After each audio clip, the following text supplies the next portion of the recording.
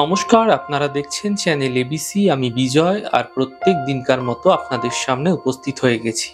আজ আমি আপনাদের সঙ্গে এখন আলোচনা করব বাস্তুর ক্ষেত্রে কোন জমি নির্বাচন আপনারা করবেন এবং কোন জমি আপনাকে জীবনে সাফল্য দেবে এবং কোন জমি আপনার ক্ষেত্রে ভয়াবহ দুর্দশা নিয়ে আসতে পারে, সেই সম্পর্কেই মূলত আলোচনা করার চেষ্টা করব।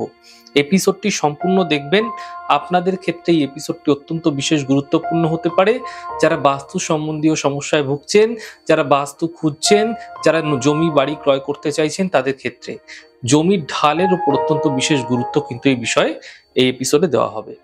দেখুন, যে কোনো ধরনের নির্মাণ কার্য যখন শুরু করেন আপনারা, তার প্রথম ধাপটাই কিন্তু হচ্ছে জমি নির্বাচন। অর্থাৎ কোন জমি আপনারা নির্বাচন করবেন, কোন জমিতে আপনারা গৃহ করবেন, কোন জমি দেখে আপনারা ঘরবাড়ি তৈরি করবেন, সেটা কিন্তু প্রথমে নির্বাচিত হয়ে যায়। তাই এই জমি বা ভূখণ্ড বাছাইয়ের কাজটি অত্যন্ত বিশেষ গুরুত্বপূর্ণ সহকারে আপনাকে করতে হবে। কারণ মূল যদি ঠিক না থাকে, কাণ্ড বা শাখা পোশাখা দোষযুক্ত হয়ে পড়তে পারে। তাই আমরা যে ভূখণ্ড বা যে বাস্তুর ব্যবহার করি, সেই ভূখণ্ড নানা ধরনের হতে পারে। সেই ভূমির ঢালও কিন্তু নানা দিকে থাকে। তাই ঢাল অনুযায়ী কিন্তু বিভিন্ন প্রকারের জমিকে বিভিন্ন নামে অভিহিত করা হয়েছে বাস্তুশাস্ত্রে। এদের মধ্যে মোট ২৬ প্রকারে বিভক্ত করা হয়েছে। ২৬টি ঢাল বা ২৬টি দিককে গুরুত্ব দেওয়া হয়েছে। তাই এবার আমরা আলোচনা করব কোন বাস্তুর কি নামকরণ করা হয়েছে এবং তার প্রভাব আমাদের জীবনে কিভাবে পড়তে পারে সেই সম্পর্কে। দেখুন, প্রথমে বলবো গোবিথি। গোবিথি একটি বাস্তুর নাম। কখন হয়? পশ্চিম দিক যদি উঁচু থাকে এবং পূর্ব দিক যদি ঢালু থাকে, সেই ভূমিকে বলা হয় গোবিথি বাস্তু বা গোবিথি জমি। এটি সবসময় অত্যন্ত শুভ ফল প্রদান করে থাকে। এই ধরনের ভূমিতে গৃহ তৈরি করলে আপনাদের ক্ষেত্রে সন্তান সুখ লাভ হতে দেখতে পারবেন, তার যে কোনো দিক থেকেই হোক না কেন। এরপর আসবো জলবিথি বাস্তু। জলবিথি বাস্তু কাকে বলে? দেখুন, পূর্ব দিক যদি উঁচু থাকে এবং পশ্চিম দিক যদি ঢালু হচ্ছে, এরকম ধরনের জমিকে বলা হয় জলবিথি বাস্তু। এই ধরনের জমিতে, এই ধরনের ভূমিতে সন্তান হানি হতে দেখা যায়। আসবো ৩ নম্বর, জমবিথি বাস্তু। জমবিথি বাস্তু কখন বলা হয়? দেখুন, উত্তর দিক যদি উঁচু থাকে এবং দক্ষিণ দিক যদি নিচু থাকে, তাহলে এই জমিকে বলা হয় জমবিথি বাস্তু। এই ভূমি স্বাস্থ্যের পক্ষে অত্যন্ত ক্ষতিকারক। বাড়িতে কোনো না কোনো স্বাস্থ্য সম্বন্ধীয় সমস্যা লাগিয়েই রাখবে। স্বাস্থ্য কিন্তু মোটেই ভালো হতে চাইবে না। একের পর এক মানুষকে কিন্তু স্বাস্থ্য সম্বন্ধীয় সমস্যায় পীড়া দেবে। গজবিথি বাস্তু।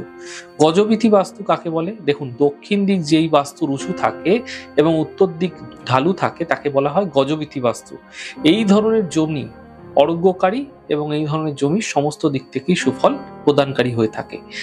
ভূতবিথি ৫ নম্বরে হচ্ছে ভূতবিথি বাস্তু। ভূতবিথি বাস্তু কাকে বলা হয়? দেখুন, ঈশান যে কোণটি রয়েছে, অর্থাৎ উত্তর পূর্ব কোণার যে কোণটিকে বলা হয়ে থাকে ঈশান কোণ। এই ঈশান কোণ যদি উঁচু থাকছে এবং নৈঋত অর্থাৎ বিপরীত দক্ষিণ পশ্চিম কোণা যদি নিচু থাকছে, ঢালু থাকছে, তাহলে সেই জমিকে বলা হয় ভূতবিথি বাস্তু।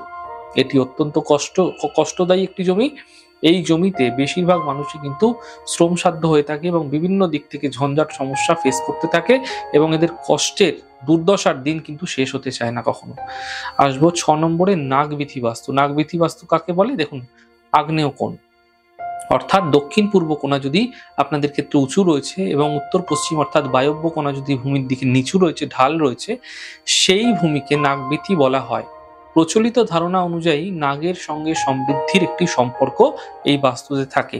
এই ধরনের ভূমি অর্থ এবং সম্পত্তি প্রদানকারী হয়ে থাকে। অনেক বেশি কিন্তু ফায়দাদার হতে পারে এই ধরনের বাস্তু আপনাদের ক্ষেত্রে। আসবো ৭ নম্বরে, ধনবিথি বাস্তু। কাকে বলা হয়? দেখুন, নৈঋত কোণা যদি উঁচু রয়েছে এবং ঈশান কোণা যদি ঢালু হয়ে রয়েছে, অর্থাৎ দক্ষিণ পশ্চিম কোণা উঁচু, উত্তর পূর্ব কোণা নিচু, তাকে বলা হয় ধনবিথি বাস্তু। এরকম ধরনের বাস্তুতে কিন্তু প্রচুর অর্থনৈতিক আগমনের পথ দেখতে পাওয়া যায়। অর্থনৈতিক দিক থেকে শ্রীবৃদ্ধি ক্রমাগত হতেই থাকে।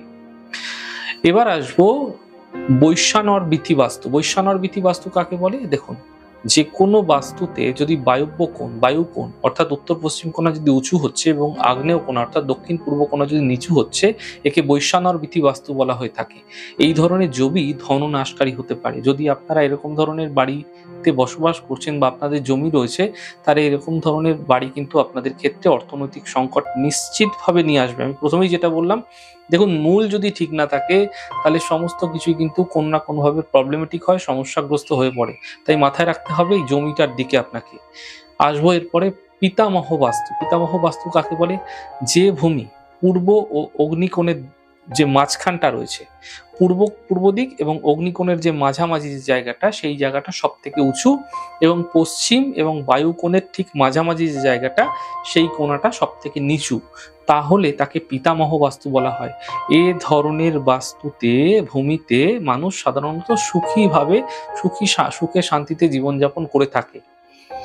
এরপর আসবো 10 নম্বরে সুপস্থ বাস্তু। সুপস্থ বাস্তু কাকে বলে? দেখুন, যে ভূমি আগ্নেয় দিক অর্থাৎ দক্ষিণ পূর্ব কোণার দিকের যে মাঝখানের দিকটা, দক্ষিণ থেকে দক্ষিণ পূর্বর যে মাঝখানের দিকটা, সেই জায়গাটা যদি উঁচু থাকছে এবং উত্তর দিক এবং উত্তর এবং বায়ব্য কোণার যে মাঝামাঝি স্থানটা, এই কোণাটায় বা এই জোনটাতে যদি নিচু থাকছে, এই কোণাটা যদি আপনাদের ক্ষেত্রে নিচু থাকছে, তাহলে সুপস্থ বাস্তু তাকে বলা হয়ে থাকে। এই ধরনের জমি কিন্তু সকল রকমের কাজের পক্ষে অনুকূল, সমস্ত ধরনের কাজে কিন্তু এই বাস্তু আপনাকে সাথ দিতে থাকে। দীর্ঘায়ু বাস্তু কাকে বলে? দেখুন, যদি ভূমি দক্ষিণ দিক এবং নৈঋত্য কোণ, এই দুটি কোণের মাঝখানে যে জায়গাটা, সেই জায়গাটা সব থেকে উঁচু রয়েছে, এবং উত্তর দিক এবং ঈশান কোণের যে মাঝখানে যে জায়গাটা, সেখানটা নিচু রয়েছে, সেই ভূমিকে বলা হয় দীর্ঘায়ু বাস্তু। এই ধরনের ভূমিতে কুল অথবা বংশ বৃদ্ধি হয়, অর্থাৎ বলা হয় এরকম ধরনের বাস্তু বহু যুগ ধরে কিন্তু চলতে থাকে। এই ধরনের বাস্তুতে কেউ না কেউ বসবাস করতেই থাকে, সহজাতভাবে এরকম ধরনের বংশ ধ্বংস হতে চায় না। পুণ্যক বাস্তু কাকে বলে? দেখুন, 12 নম্বর পুণ্যক বাস্তু তাকেই বলে ভূমি যদি নৈঋত্য দিক অর্থাৎ দক্ষিণ পশ্চিম কোণা এবং পশ্চিম দিকের যে মাঝামাঝি অংশ, এই কোণাটা, এই জোনটায় যদি সব থেকে আপনাদের ক্ষেত্রে ভূমির দিকটা যদি উঁচু হচ্ছে এবং পূর্ব দিক এবং ঈশান কোণের যে মাঝামাঝি জায়গা, সেই জায়গাটাতে নিচু হচ্ছে, তাহলে কিন্তু তাকে পুণ্যক বাস্তু বলা হয়। সমস্ত রকমের শুভ ফল এই জমিতে কিন্তু আপনারা পেতে পারেন। এই বাস্তু আপনাদের ক্ষেত্রে ফায়দাদার হবে। অপদ বাস্তু কাকে বলে? দেখুন, 13 নম্বরে আসে অপদ বাস্তু।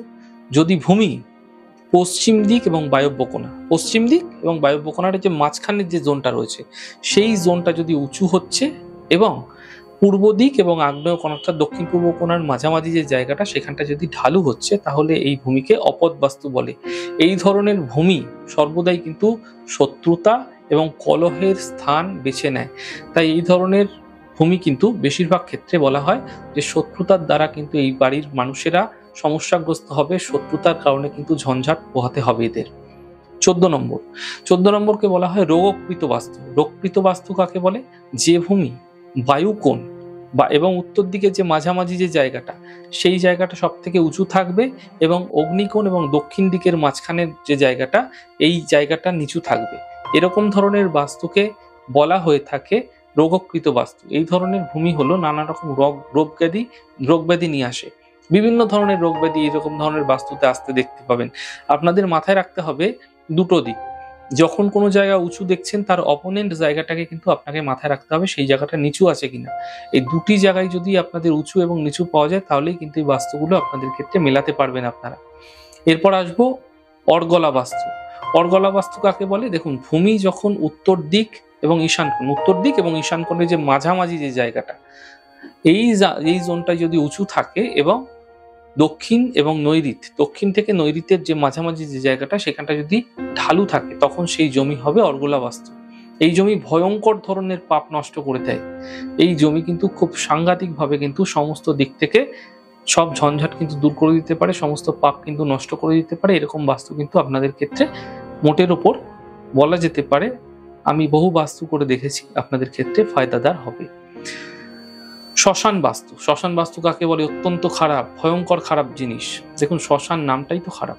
তা আপনার শ্মশান বাস্তু কখনো ভূমি যদি ঈশান দিক এবং পূর্ব দিকের মধ্যে, ঈশান দিক এবং পূর্ব দিকের যে মাঝামাঝি জায়গাটা, সেখানটা উঁচু থাকে, এবং নৈঋত্য কোণ এবং পশ্চিম দিক, এই দুটির যে মাঝামাঝি অংশ, এটা যদি নিচু থাকছে, তাহলে একে শ্মশান বাস্তু বলা হয়।